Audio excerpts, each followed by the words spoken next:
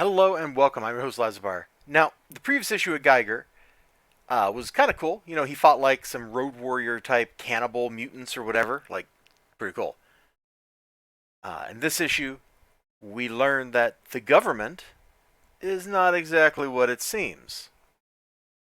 I'm talking about in the comic book. Please don't ban me.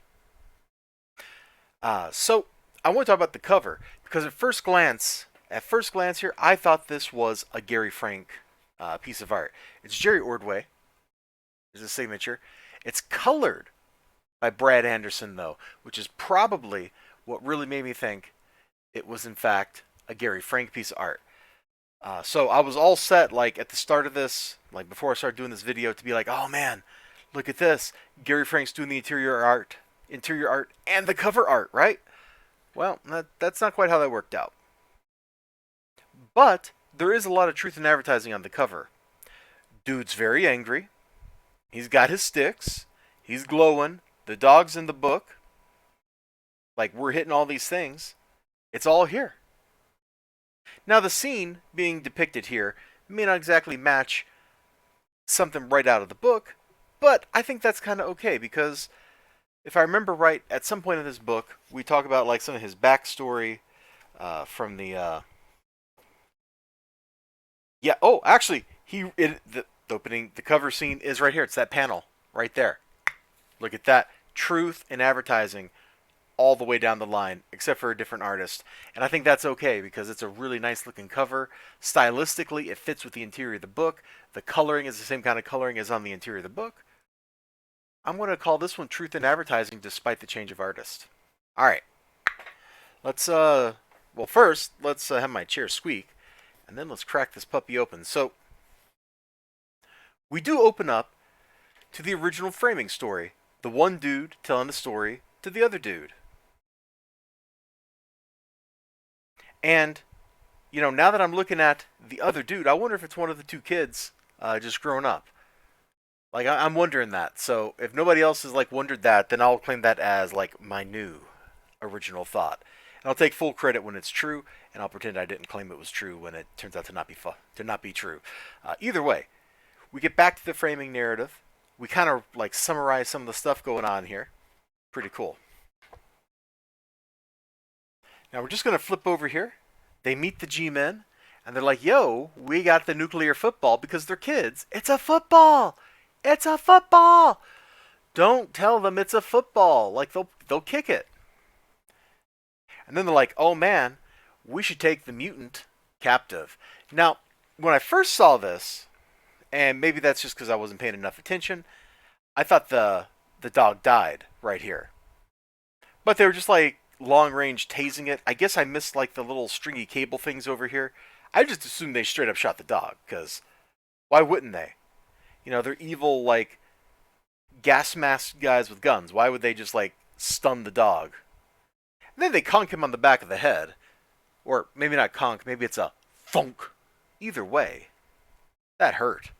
That could not have possibly felt good when they did that to him. So, they wake up in this government facility. And they go to do some experimentation.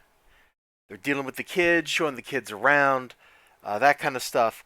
And already, if you weren't suspicious of them from the fact that they, you know, kind of shot our protagonist, you know, knocked him out, they're like measuring him and stuff. Look at one of the kids here. Look at this sneaky little son of a gun crossing his fingers behind his back. What a sneaky sneakerson. Bad. Bad. Now, I'm just going to say here, I enjoyed reading this book a lot. Geiger has surprised me multiple times while reading it. It has defied my predictions of where the story would go. I don't know that I've voiced my predictions except maybe in the first issues. And I know the second issue in the review, I was probably kind of like, I don't know. I don't know where this is going. But I like where it's gone. And I like where it's going. The promise of the next issue, which may be the last issue of this story arc. Because, I don't know. Don't miss the pulse-pounding, oversized conclusion. So, probably the next one's the last one.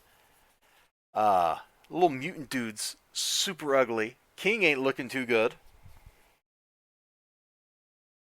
And we're gonna go straight to spoilers here at this point. You ready for this? Maybe it's not too spoilery because I guess it's not quite even at the halfway mark of the book. But they pull the control rods out and he wakes up. Just like the cover. He's angry. He's angry. Angry, angry, angry, angry. And I think you can kind of guess what's about to happen for the rest of the book there. And then at the very end, they do throw what looks like a fun little twist at us. And I sure hope that the cover I showed at the very of the like that pulse pounding thing, I hope that that didn't actually spoil some of the story. But when the end of the book got here, and let me sit back for a second. Let me sit back. I was surprised we went from they found refuge to the refuge is bad in like 3 pages. Like that was super fast, man. Usually that sort of thing takes a little longer. So the pace of this book is pretty quick. Like if you were doing a TV show, you'd probably end a story with them getting to safety. End an episode. Then you have an episode where things got weird, and then you have an episode where things went bad all of a sudden. Like that's the kind of pacing TV would use. And we seem to be pacing like each issue is kind of like the content of a TV episode. So that was super quick. Pleasantly surprising. Pleasantly surprising. And I don't remember what my follow-up thought was going to be. So who cares? You all have a great day. Check out Geiger. It's been a ton of fun. I sure hope to see you next time. Until then, bye-bye. Really, bye-bye.